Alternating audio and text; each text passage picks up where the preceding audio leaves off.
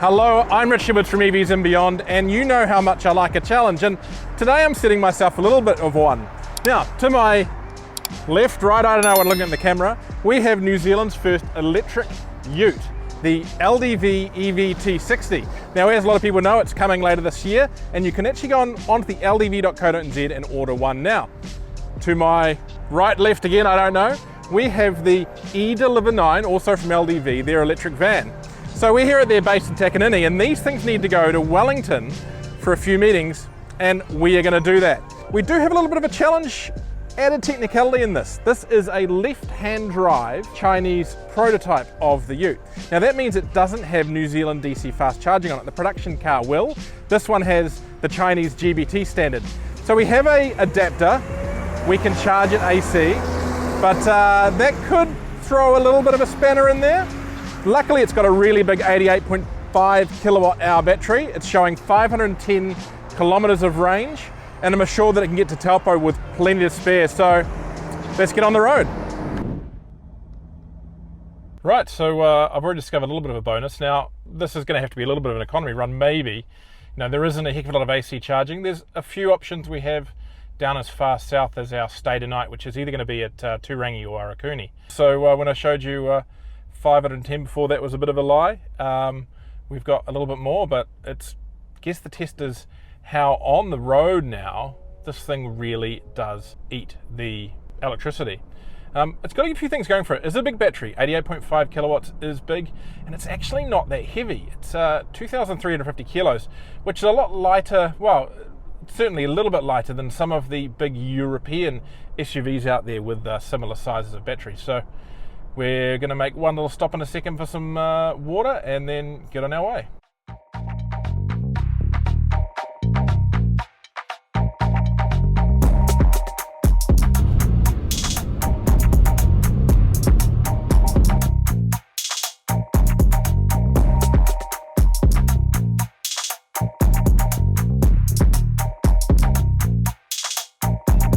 Right, so first stop on our road trip.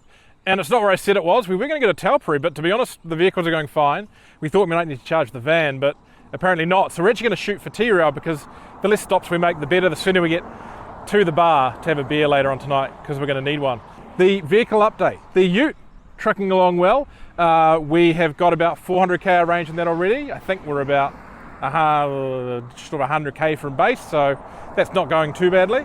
The van over there, again, doing well. We left with 180 on the guessometer, but I suspect the guessometer was a little bit flawed in that, and it's actually kind of risen a little bit. And so we've got 113 kilometers left on that. We've got about 80 odd K to run, 85K to run to T-Rail. So we should get there with plenty of room to spare, have a charge, have a break, and then on to Taupo. So let's get this convoy back on the road.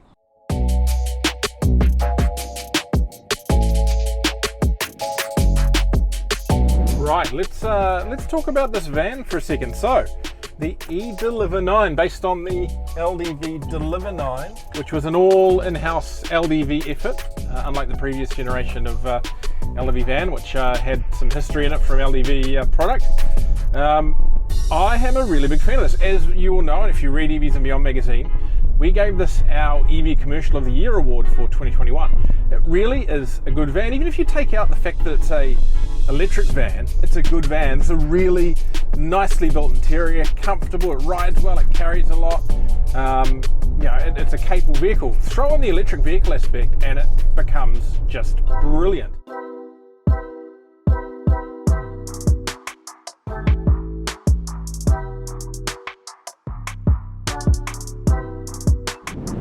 Right, so we've made it to T-Rail. The ute, of course, can only charge AC, so it's got plenty of range left, about 260, so we're not going to charge it yet. The van, though, it does need a little bit of a splash and dash before we get to Taupo. So we're at ChargeNet, already all opened up here. Plug us in, get this right in here. Now I'm going to use the ChargeNet app today. It's going to show us at T-Rail 2. I always like to make sure I got the plug firmly plugged in. Press activate, and we are underway. Now the great thing is, once you're up and running with these, you can go to your sessions, and it loads it there, and you can see how long you've been charging, your power, your total energy, and how much it's going to cost.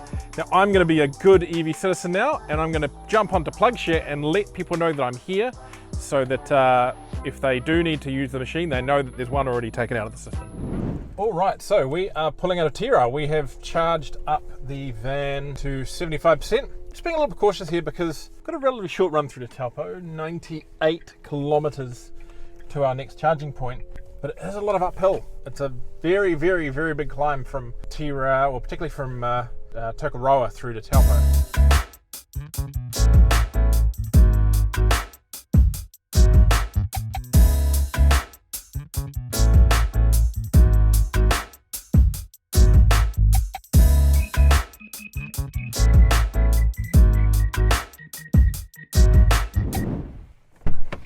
Right, so we've made it to Taupo. We've got about 70 odd K left to run on the ute. Time for a charge. We don't need a huge amount. We're only going to Turangi from here, so this is more of a safety charge than anything else.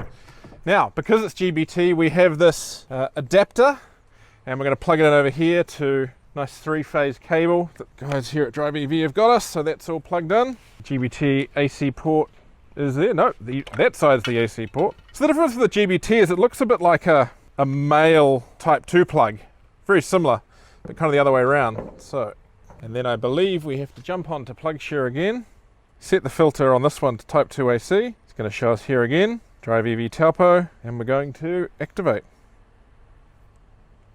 And the little green light is pinging away over there. It's saying that we're getting some charge. Well, it's showing charging.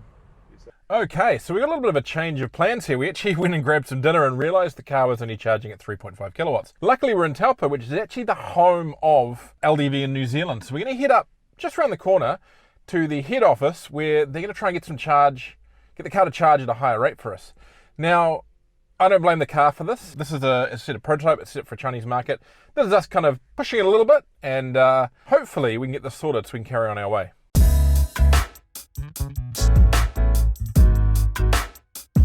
Rightio, so we think we've solved the issue.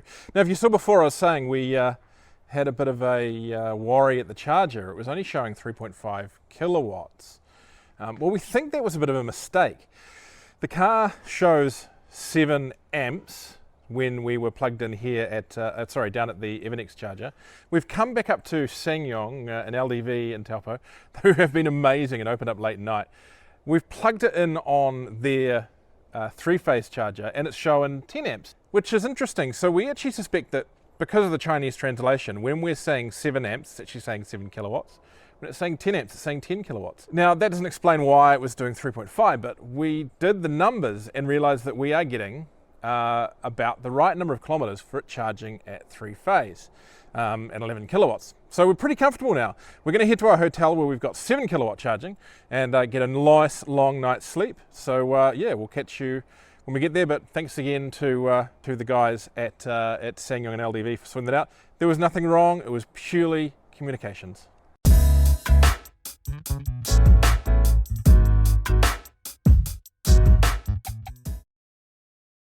Right, so it is the morning and we're here at the lovely and peaceful Tongariro Lodge, which has 2 7 kilowatt charging units, which have been very handy to us.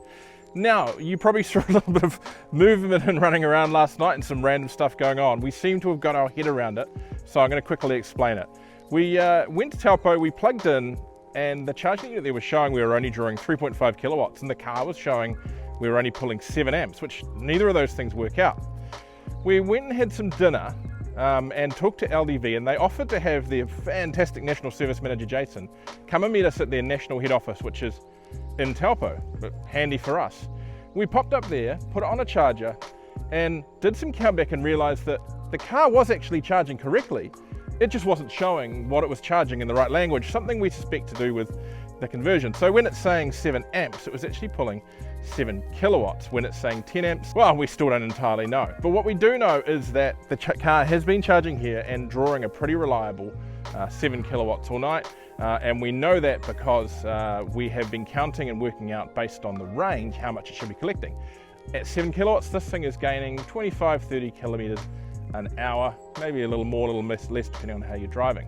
So we have a battery that's a little bit over half an hour. We are going to go away and grab some breakfast. We're actually mulling a swim at the local hot pools, and then we'll come back and we should have about a 3/4 of a battery to head over to Palmerston North for what will be our last charging stop of the trip. Just before we carry on for the morning, quick update on the van. Well, there's not really much of an update. This thing is just trucking along and we are yet to have any real issues with it. It's charged up on the 7 kilowatt as well overnight, and so we have 170 on the GOM. This thing is just an absolute machine. It doesn't seem to have any real foibles. Sure, this is a round town vehicle and this isn't the biggest battery. It's a 72 versus the 88.5, but it is easily hopping several DC charges on State Highway 1. More than happy. I'll let you go back to looking at the view outside.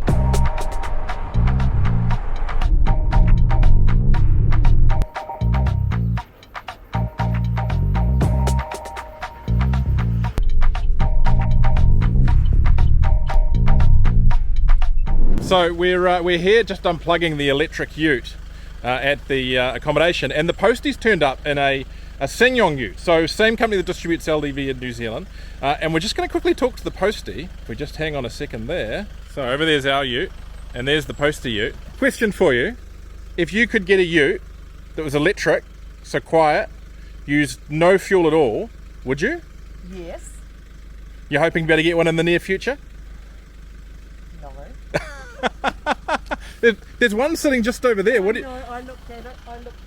No, I think by the time I'm ready to replace this, Yeah. it'll be time for me to retire. Oh. So I don't have to give any thought to an electric. But you would if you could. Yes, if it did the mileage. Yeah. How many miles do you do in your Sanyong a day? Over 100. Right. Yeah. Right. So you don't have to charge that every 3 days. Yeah. It's getting used to something that's different, isn't it? Exactly. Yes. Awesome. Thank you so much. All right. Right, we've gone for breakfast. We've gone for a little bit of a look at Takano.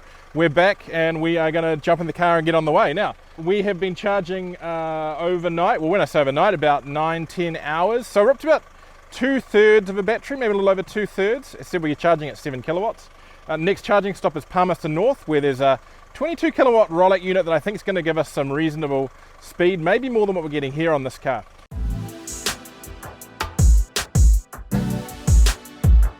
Just filling up the all-important washer fluid on the LEV. If you're wondering what's under the bonnet, that's it. The inverter. The motor's in the back, so you've really just got braking and battery and so on and so forth. Right, so we're just taking a quick stop at the service station because there's one thing that chargers lack, and that is the ability to wash your windscreen. You're doing a good job there, Graham. Why, thank you. We are getting a few looks when we're at the diesel pump with this big signage on the car. Thanks, LDV.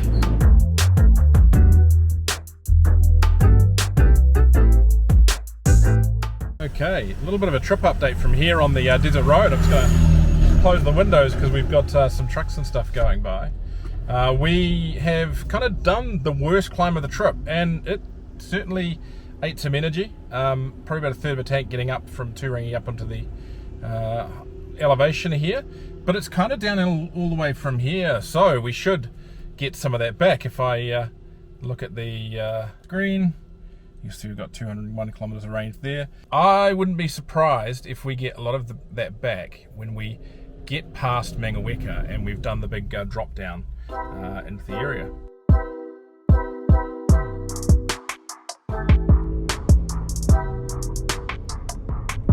Right, if you've been watching on that time lapse, you will have seen a little bit of a weird thing. We pulled up at the Bulls charger, and then we've come over here, and you're probably looking at the back of a Vitara at the moment. We've pretty much run out of power, and again, I'm not blaming the ute. The ute is great. It's the fact that we can't DC charge it in New Zealand because it's a prototype.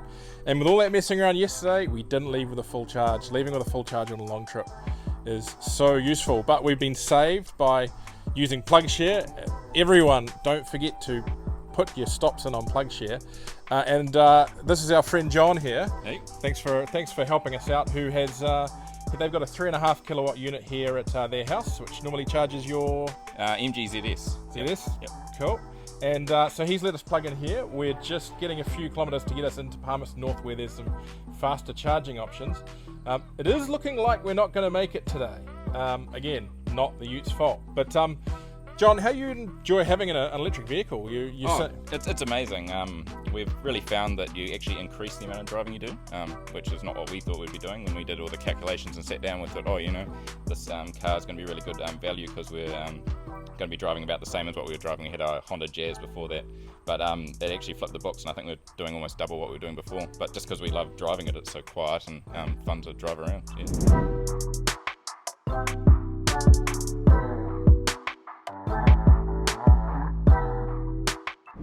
Right, so we are going to actually do a bit of a split here. So this is where we leave you, Graham. Parting is such sweet sorrow, Richard. Yeah, no.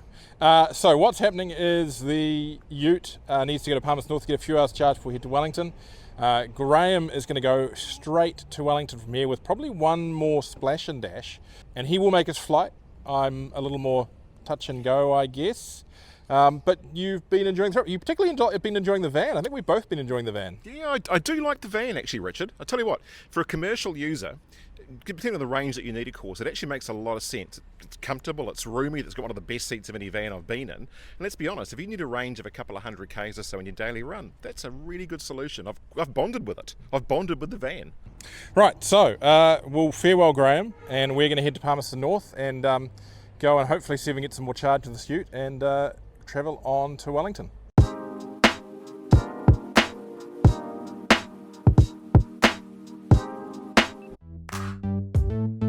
So, here we are, made it to Lower Hutt, Sanyong and LDV, where the van's reached its final destination for its journey with me anyway. And I can safely say, having spent the last, well, it's been a good 24 hours in it now, on the way down from Auckland, I've really started to bond with this little machine. I was just having a chat to the people here about it and said, look, forget the fact that it's an EV, it's just actually a really good commercial van. Now, coming from me, and I've been critical of product in the past where I've talked about its poor build quality, poor ride handling, things like that, of what I call emerging market technology. Good morning. So it is very early in the morning and I've come back to the Manawatu, LDV, Sanyong and Skoda and Nissan dealership to pick up the car, and it is very exciting. We appear to have finally found the charger that talks wonderfully with the LDV. So let's flip this around.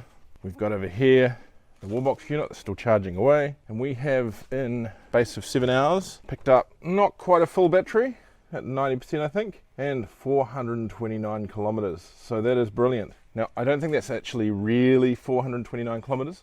I think that's probably more like 280. I think it's 429 because of course in the final run into here I was kind of stretching mileage a little bit. But it does mean I can make a straight run, no stops, from Palmerston North through to Wellington Airport, where my flight is in a few hours. So let's jump on the road, and we get to go through Transmission Gully if you watch the time lapse closely.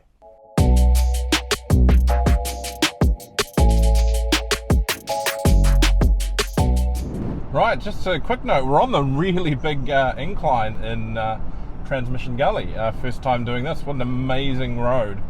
I guess kind of the road of the future and in the Ute of the future. Doing 90k up the hill. We flick around. 60 kilowatt hours per 100 kilometers, though I think it's using more and it's just kind of pegged on the gauge.